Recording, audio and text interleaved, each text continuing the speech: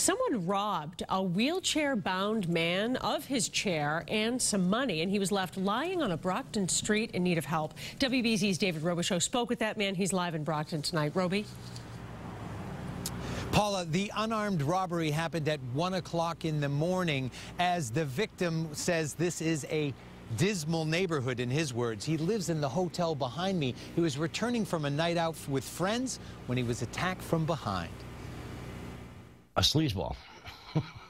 That would do it. Low-life sleazeball. Steve Otis doesn't often talk about people like that, but he's angry at the men who ripped him off and tried to steal his dignity. I was coming up the sidewalk, and I got hit from behind in the back of the head.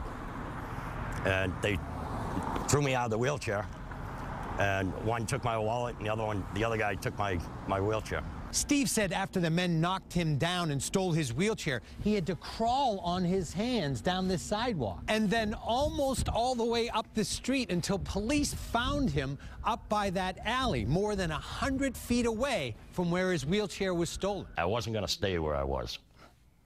You know, to me, it was easier to crawl up the street to get away, because you don't know if they're going to come back. He had called 911 on his cell, but the cop who found him just happened to be cruising by. A firefighter found Steve's wheelchair in an abandoned lot. How are you feeling though today? Good. Sore. Steve lives in the Elm Court Hotel in Brockton. He's been disabled since a fall 5 years ago, forced doctors to amputate both legs. Despite what he's been through, he maintains a positive attitude. To have an upbeat spirit or a good sick sense of humor is the best medicine.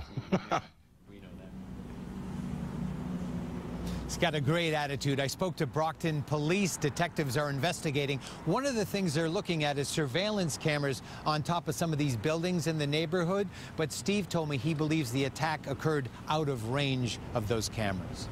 Live in Brockton, I'm David Robichaud, WBZ News.